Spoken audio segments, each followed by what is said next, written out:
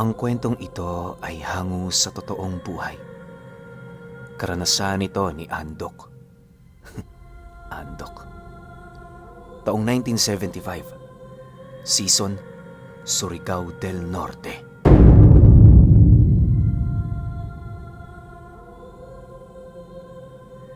Itong mga panahong ito, inimbitahan si Andok at ang mga magulang niya sa pagdiriwang ng anibersaryo ng kanilang angkan sa season. Ayon sa sulat na natanggap nila, lahat ng kanilang mga kadugo ay pupunta, kaya na may obligado silang dumalo. Bilang may pamilya na itong si Andok at siya lang naman noon ang nakakaluwag-luwag sa buhay, nagpasya siyang sagutin ng mga gastusin ng kanyang mga magulang, kabilang na yung gastos ng mga kapatid niyang walang-wala. 2 araw lang noon ang lumipas, nag-umpisa na ang kanilang paglalakbay patungong season. Halos inabot din ng kalahating araw ang kanilang biyahe dahil sa layo ng distansyang namamagitan sa kanila at sa lugar ng mga kadugo nila. Hindi ko na babanggitin kung taga saan sila Andok. Magpahanggang sa ngayon kasi pinuno. Dito pa rin sila nakatira. Sa katunayan, napilitan lang siyang ibahagi ang kanyang istorya dahil sa pamimilit ko sa kanya. Bago sila umalis sa lugar, una namang ipinaalala ng mga magulang niya na huwag silang magpakakampante sa mga kadugo nila. Ayon dito, isa yon sa mga dahilan kung bakit sila lumayo ng season. Nang marinig naman yon ni Andok, agad naman yung nagtanong, pero bigo siyang makakuha ng sagot sa mga magulang niya. Basta ang isinasagot ng mga ito sa kanya, hindi lahat ng katanungan kinakailangang mabunyag ang mga sagot. Matapos ang kanilang seryosong pag-uusap, doon na nga sila nagpasya kung sino ang pupunta at kung sino ang maiiwan. Bale, ang sasama lang sa kanya noon, ang kanyang asawa, nanay at tatay niya, kuya niya, at ang bunso nila. Yung tomboy niyang kapatid ang may iwan sa kanilang pamamahay para mag-alaga ng 2 nilang anak. Hindi kasi nila yun maaaring isama gawa ng bukod sa napakahabang biyahe. Dagdag alalahanin din ito sa kanila, lalo pat yon ay mga bata. Sa pag-alis nila noon sa kanilang lugar, pansin na pansin naman ni Andok ang pagiging tahimik ng kanyang ama. Yung tipong kahit hindi yun magsalita, alam niyang meron itong iniisip na mga bagay-bagay.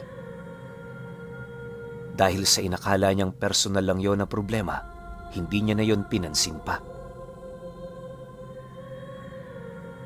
Sa pagdating nila sa lugar ng season, agad naman silang sinalubong ng kanilang mga kamag-anak.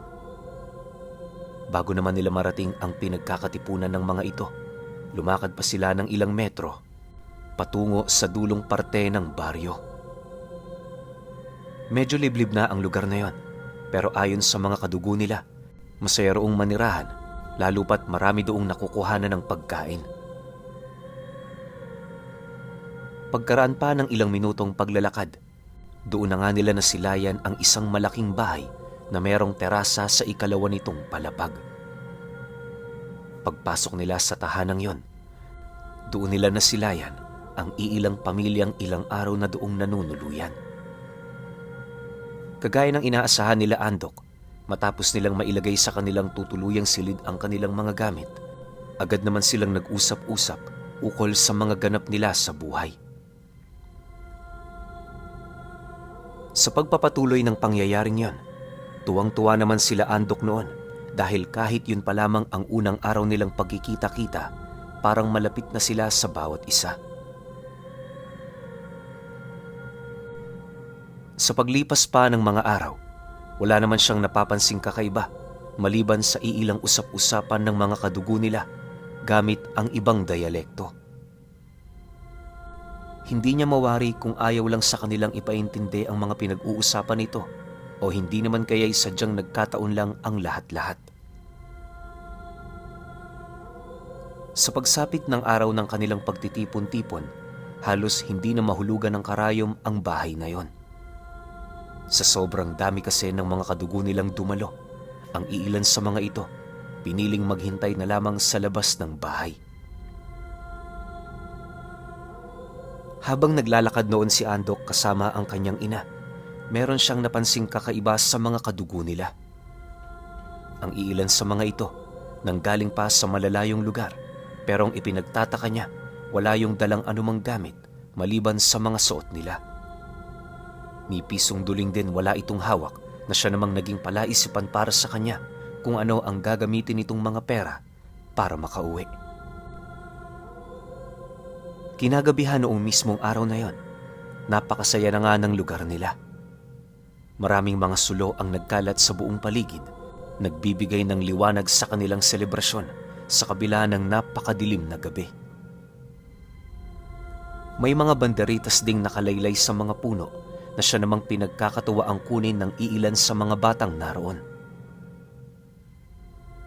Habang nagmamasid sila Andok sa isang lugar, dahan-dahan naman siyang nilapitan ng kanyang ama para abisuhan.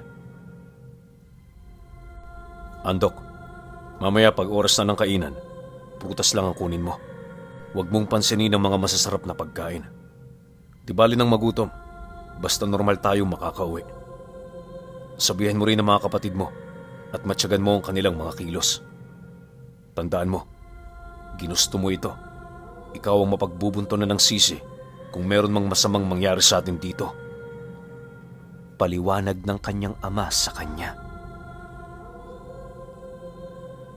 Bagaman naguguluhan na siya, minabuti niya pa ring huwag makipagtalo. Bukod kasi sa marami sila noong katabi, maiga ring nakikinig ang mga ito ukol sa kadugo nilang may ibinibigay na mensahe sa entablado. Maya-maya pa, nagsimula na nga ang hapunan nilang magkakasama. Habang pinagmamasdan nila ang pagdating ng mga bulto-bultong pagkain, halos magkalaway naman sila dahil sa napakasarap na amoy na nanggagaling dito. Ayon kay Andok, merong bakang inihaw na inilapag noon sa kanilang hapagkainan, kalakip ang putahing ginawa galing sa iba't ibang karne ng hayop. Pagsilay naman ni Andok sa dalawa niyang kapatid na papakuhanan ng pagkain, agad naman niya yung sinuway habang itinuturo ang kinaroroonan ng kanilang ama. Naniniwala siya na kung siya lang kasing mag-isa ang sasaway dito, wala doong mangyayari. Dagdag pa niya na kahit siya noon, aminado ring malapit ng tumikim ng pagkain yon, buhat sa hindi malaban ang sarap ng amoy nitong bumabalot dito. Makalipas pa ang ilang minuto, doon na nga dumating ang mga prutas na siya namang dali-daling kinuha ng kanyang ama. Nang akmang babalik na yon sa kinaroroonan ng kanilang pamilya, kitang-kita ni Andok kung papaano yon pinigilan ng isang matanda sa pamamagitan ng pag-akbay nito sa balikat habang kampante yon doong nagwiwika ng, Ay nako, ang tagal nyo ng ganyan. Hindi pa ba kayo magpapasakop? Tingnan mo, kayo lang ang pamilya ritong ordinaryo. Kung ako sa inyo, mahihiya na akong dumalo sa mga ganitong salo-salo. Nang marinig naman yon ng kanyang ama, bigla naman yung nagpumiglas sabay sagot dito ng, Ni minsan, hindi ko pinangarap na mapabilang sa inyo ang kahit na sino sa pamilya ko. Pero magpasalamat pa rin kayo sapagkat hinding-hindi namin ikinahihiya ang dugong nananalaytay sa aming katawan. Tsaka, huwag mo nga akong sindakin. Hindi ako natatakot sa'yo. Alam mo yan. Matapos mag-usap ng dalawa, agad namang nasipat ni Andok ang matanda na mabilis na naglalakad papalayo. Pagbalik naman ng kanilang padre de pamilya, dahan-dahan naman itong inilayo sa hapag nila ang mga karning kanina pang takam na takam silang tikman. Nang magawa na yon ng kanilang ama, wala naman silang ibang pagpipilian kundi kainin ang mga ibinigay nitong pagkain. Matapos ang kanilang salo-salo, nagpatuloy pa rin ang pagdaraos ng kanilang anibersaryo. Sila Andok noon, halos mayat-maya na ang paghikab, dala ng matinding puyat. Sa pagsapit ng 10:00 ng gabi, habang pinagmamasdan nila ang iilan nilang kamag-anak, meron siyang napansing parang kakaiba sa mga ito. Ang iilan kasi sa mga taong naroon, nasisipat niyang namumula ang mga mata, tapos sa isang iglap, babalik din yon sa normal nitong anyo. Paulit-ulit niya yung nasisilayan at ang mas ikinatakot niya sa lahat ay noong masipat niya ang isang batang nananakbo sa gitnang bahagi ng pinagtitipunan nila na walang ulo. Pakiramdam noon ni Andok, habang palalim ng palalim ang gabi, mas lalo namang tumitindi ang pangyayaring kanyang nasasaksihan. Dahil dito, minabuti na niyang lumapit sa kanyang ama para magtanong. Upang magawa nitong masagot ang lahat ng kanyang katanungan, niyaya niya yon sa likurang bahagi ng bahay para kausapin. Nang marinig naman ito ang kanyang nais, hindi naman yon nagdalawang isip na sumunod. Nang marating na nila ang likurang bahagi ng bahay, doon bumungad sa kanila ang iilan nilang mga kadugo na abalang-abala sa pagkatay ng hayop. Dahil sa rami ng mga kinakatay nito, pakiramdam noon ni Andok, nag-uumpisa pa lang ang pagdiriwang. Sa pagbaling naman niya ng kanyang paningin sa kanyang ama, mahinahon naman siya roong nagtanong ng, "Tay, ano bang nangyayari rito? Nababaliw na ba ako? Kanina pa kasi ako namamalik mata sa mga bagay na hindi ko dapat makita eh." Dagdag pa ni Andok na kahit anong gawin niyang pag-iwas, tila bang ang mismong wisyo na niya ang nakikipaglaro sa kanya. Naniniwala rin siya, hindi na siya namamalik mata sa mga bagay na yon, lalo pat ilang beses niya na yung nakita. Nang marinig naman yon ng kanyang ama, agad naman yung nagmasid sa paligid at kasabay nito ang pag-abot nito sa kanya ng isang maliit na piraso ng salamin habang sumasagot yun ng, Hindi ka namamalik mata. Totoong yung mga nakikita. Para mapatunayan mong yung hinala, ipadaan mo sa salaming yan ang iyong paningin. Sa pamamagitan yan, makikita mo ang katotohanan. Ayon pa sa kanyang ama, isa yun sa mga rason kung bakit ayaw niyang dumalo sa mga ipinapadalang mensahe ng mga kadugo nila. Dagdag pa nito na, hindi kagaya ng ibang pamilya ang angka na pinagmulan nila. Matapos naman itong marinig ni Andok, dahan-dahan naman niyang inilapat ang piraso ng salamin sa kanyang kanang mata. Pagsilay naman niya sa mga kadugo nilang kumakatay ng baboy, doon bumungad sa kanya ang mga katawan ng taong nakahilera sa sabita ng karne, nakabitay ng patiwarik, butas na ang dibdib hanggang tiyan at kalas na rin ang mga laman loob. Sa puntong yon, doon niya napagtanto, nilagyan lang yon ng balat kayo para magmukhang mga pangkaraniwang hayop sa kanilang mga mata. Dala ng takot niya, agad naman niyang ibinaling ang kanyang paningin sa kinaroroonan ng kanyang ama, kung saan nasipat niya yung nakatitig sa kanya. Huwag kang matakot, Andok. Walang mangyayaring masama rito sa atin. Maaaring mga halimaw man sila pero marunong silang kumilala ng kanilang mga kadugo. Pagtiisan mo lang mga kinakain natin dito. Ilang araw lang naman yan. Seryosong wika ng kanyang ama. Matapos nilang mag-usap, agad naman silang bumalik sa kinaroroonan ng kanilang pamilya. Nang mapagtanto naman nilang nakaidlip na ang mga ito, agad naman silang nagpaalam sa kanilang mga kadugo na sila'y mauuna ng matulog. Dahil sa kanilang sinabi, dali-dali naman sila nitong sinamahan patungo sa kanilang silid. Habang nakahiga na noon sila Andok, rinig na rinig pa rin nila ang pagkakasiyahan ng mga nilalang sa labas ng kanilang tahanan. Pagsilay niya noon sa kanyang pamilyang nagpapahinga na, dahan-dahan naman siyang lumapit sa dingding ng bahay niya, maingat na binubutasan ang pader nito. Pagsilay niya sa bakuran, doon niya nasilayan ang kanilang mga kadugo na nagkakasiyahan sa harap ng isang malaking kawa kung saan doon nila nilublob ang mga bangkay ng taong palihim nilang kinatay. Sa pagpapatuloy ng pagmamasid ni Andok, wala naman siyang ibang naramdaman kundi ang takot sa mga ito. Bukod kasi sa mga karumal-dumal na pangyayaring kanyang nasisilayan, hindi na rin niya maipagkakaila ang iilan sa mga kadugo nilang malademonyo na rin ang itsura. Dahil sa pangyayaring yon, halos magdamag siyang nakaantabay, palihim na pinagmamasdan ang bawat kaganapan. Sa pagsapit ng 4:00 ng madaling araw, doon pa lamang tuluyang bumalik ang katahimikan sa buong lugar. Ang iilan sa mga nilalang noon, nasipat na niyang nagsiliparan hanggang sa tuluyan na yung naglaho sa kanyang paningin. Pagpatak ng 6:00 ng umaga, sakto naman ang paggising ng pamilya niya. Habang nagiinit sila noon ng tubig, labis-labis naman ang kanilang pagtataka. Gawa ng noong nagdaang gabi, alam nilang napakarami nila. Pero nung umaga, halos bilang na lamang ang nagpapahinga sa loob ng bahay na tinuluyan nila.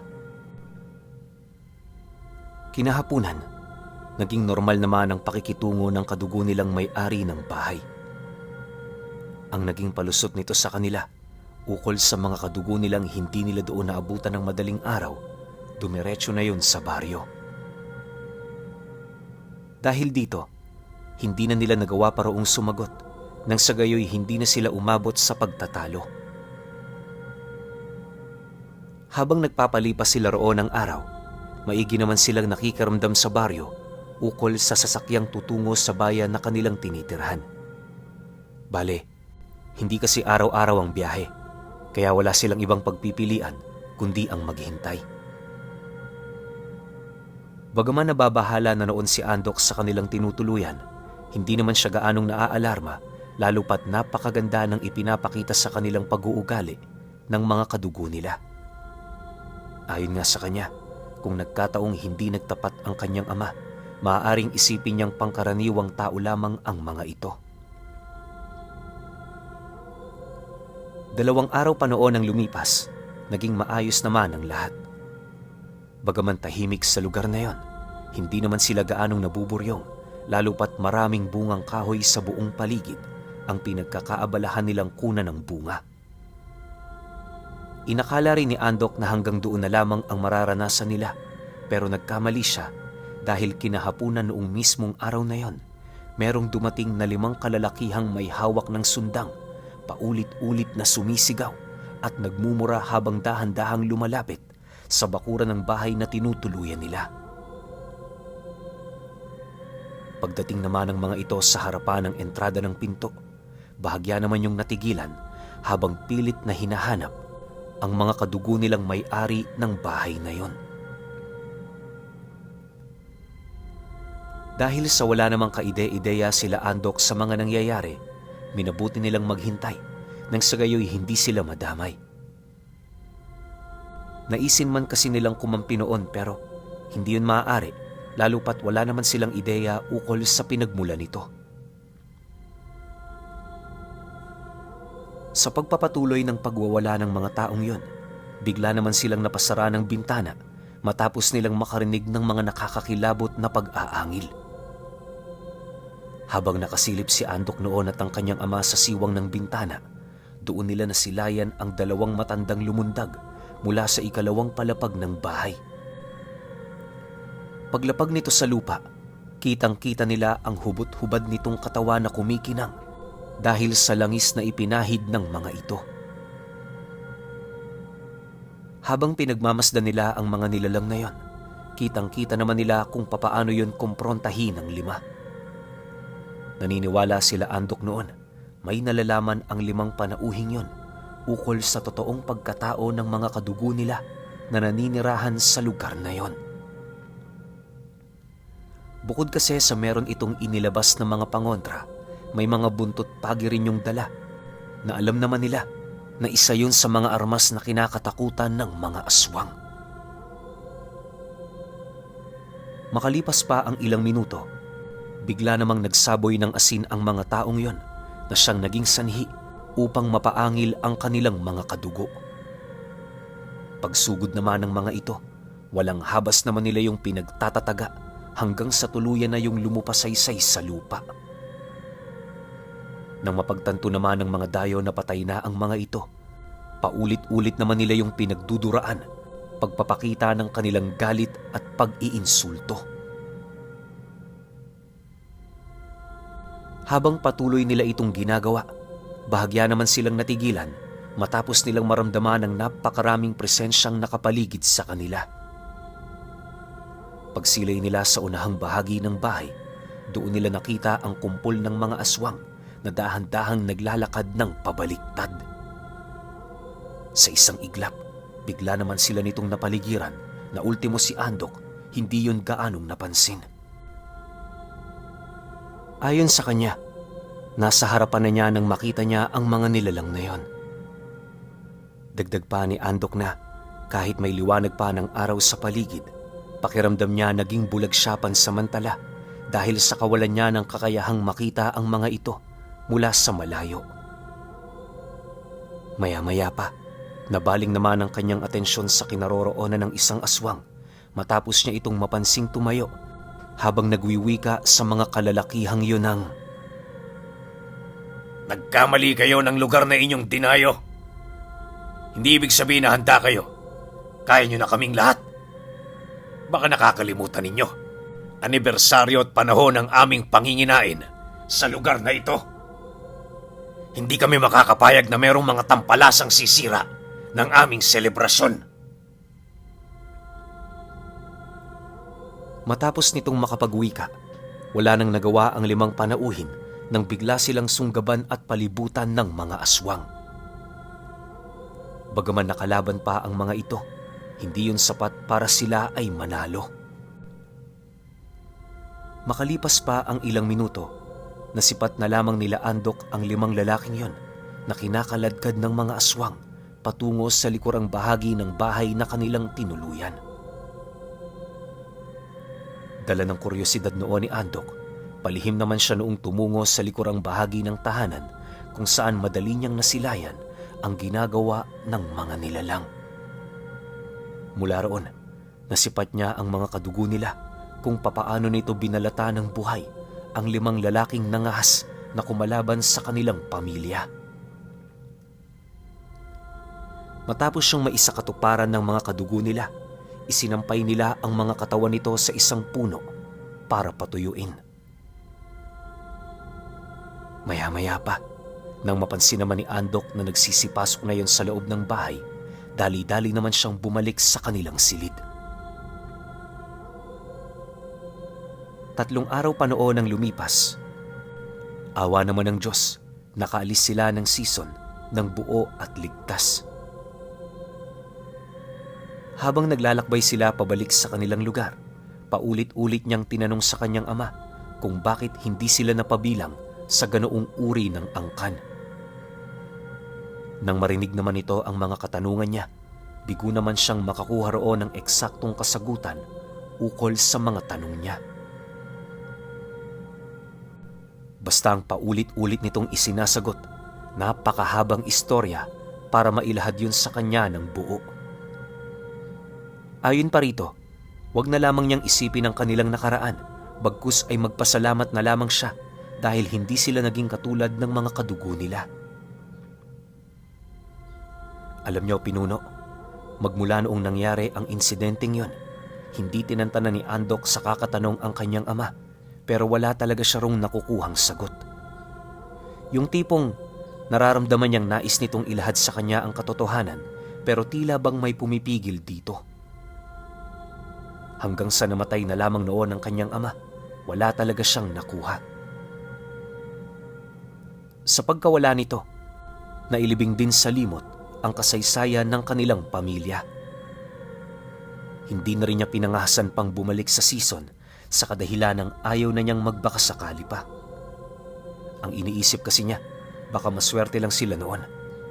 Anong malay niya? Baka sa pangalawang pagkakataon, hindi na siya makabalik ng normal. Sa paglipas pa ng mga taon, hindi na niya pinaunlakan pa ang mga kadugo nila. Halos taon-taon noon, nagpapadala yon ng mensahe sa kanya hanggang sa umabot na ito ng 6 na beses na hindi niya sinagot o pinaunlakan. Magmula noon, wala na siyang natanggap na sulat pero patuloy pa ring nananatiling sariwa sa kanyang alaala ang minsang dinaluhan nilang selebrasyon. Marami pa sana tong kwento eh. Ang kaso nga lang, ayaw niya nang ibahagi yung iba. Gawa ng puro na lamang daw yun pagbisita. Yan ang kabuuan, Pinuno. Ikaw na lamang ang bahalang maglahad tungkol sa kwento ng Angka ng Mga Aswang ni Andok.